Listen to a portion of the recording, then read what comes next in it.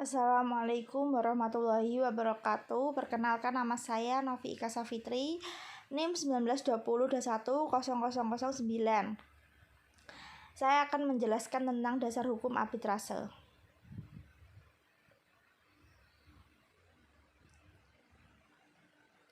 Yang pertama, saya akan membahas tentang pengertian arbitrase terlebih dahulu.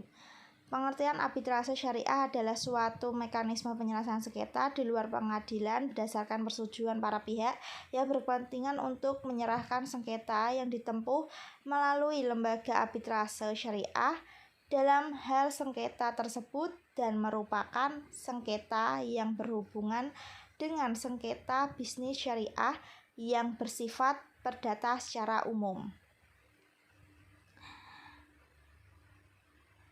Selanjutnya, kedudukan hukum arbitrase di Indonesia.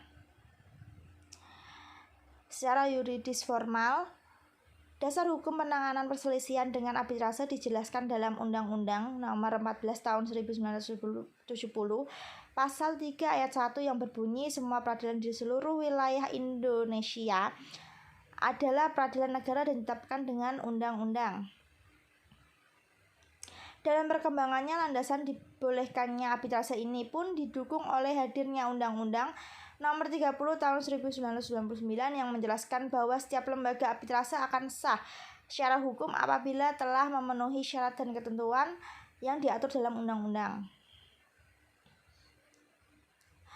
Kedudukan hukum arbitrase di Indonesia itu sendiri dari segi kelembagaannya berstatus yayasan yang dibentuk berdasarkan Akta Notaris Nomor 175 tanggal 21 Oktober 1993 berdasarkan surat dari Menteri Kehakiman Republik Indonesia Nomor C 190 HT 37 tahun 1992 tertanggal 7 Agustus 1992. Sementara jika dilihat dari tata hukum di Indonesia, lembaga arbitrase syariah ini juga memiliki kekuatan hukum. Hal ini mengingat dalam hukum positif Indonesia, lembaga lain di luar lembaga peradilan diperbolehkannya untuk menjadi penengah atau wasit atau hakim dalam menyelesaikan sengketa tersebut. Jadi dapat disimpulkan bahwa Badan Arbitrase Syariah Nasional atau Bayarnas memiliki kewenangan untuk terlibat dalam menyelesaikan sengketa bisnis itu sendiri.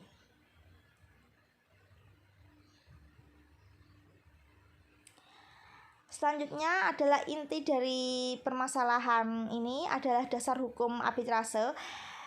Dasar hukum ini diatur dalam Undang-Undang 30 Tahun 1999, yaitu tentang arbitrase dan alternatif penyelesaian sengketa yang mengatur tentang penyelesaian sengketa atau beda pendapat antara para pihak dalam suatu hubungan hukum tertentu yang telah mengadakan perjanjian arbitrase secara tegas menyatakan bahwa semua sengketa atau beda pendapat yang timbul atau yang mungkin timbul dari hubungan hukum tersebut akan diselesaikan secara arbitrase atau melalui alternatif penyelesaian.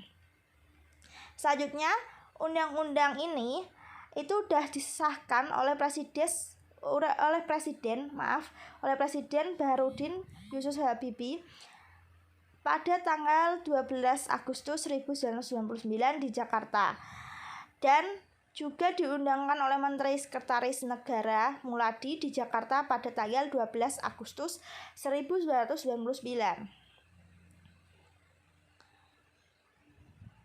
Selanjutnya, ketentuan peralihan terhadap sengketa sudah diajukan namun belum diproses. Sengketa yang sedang dalam proses atau yang sudah diputuskan hukum mempunyai kekuatan hukum yang tetap. Yang selanjutnya, tata cara untuk beracara di hadapan majelis arbitrase dan dimungkinkannya arbiter dapat mengambil putusan provisional atau putusan selalainya, termasuk menetapkan sita jaminan, memerintahkan penitipan barang atau menjual barang yang sudah rusak, serta mendengarkan keterangan saksi dan saksi ahli. Dan Undang-Undang tahun 1999 juga mengatur tentang satu alternatif penyelesaian sengketa melalui cara musyawarah para pihak yang bersengketa. Yang kedua, ikhtiar khusus dari persyaratan yang harus dipenuhi oleh arbitrase dan syarat pengangkatan arbiter, serta mengatur mengenai hak ingkar dari para pihak yang bersengketa. Yang ketiga, pembatalan putusan arbitrase. Yang keempat, biaya arbitrase yang ditentukan oleh arbiter. Nah, yang selanjutnya, kasus yang dapat diselesaikan oleh arbiter atau arbitrase. Di Indonesia ini kasus-kasus yang dapat diselesaikan melalui arbitrase adalah kasus-kasus yang termasuk dalam lingkungan hukum perdagangan. Misalnya kasus tentang 1. Perniagaan, perbankan, keuangan, penanaman modal, industri, dan hak kekayaan intelektual.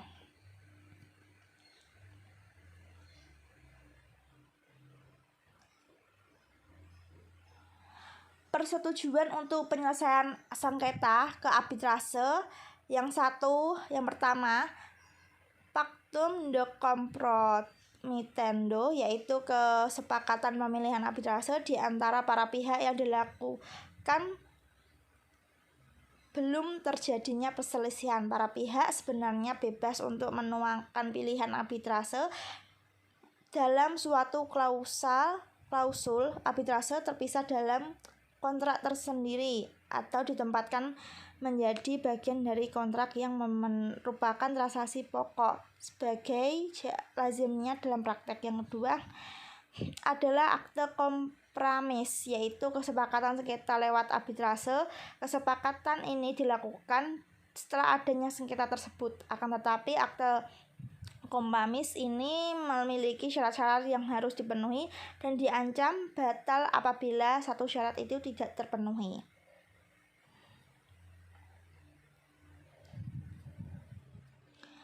Putusan arbitrase atau awards. Apabila kita ingin menyelesaikan sengketa di badan arbitrase, maka tujuan terpenting dari arbitrase tersebut adalah adanya suatu putusan yang valid dan dapat dilaksanakan. Pada putusan arbitrase tidak memungkinkan adanya upaya dibanding atau kasasi.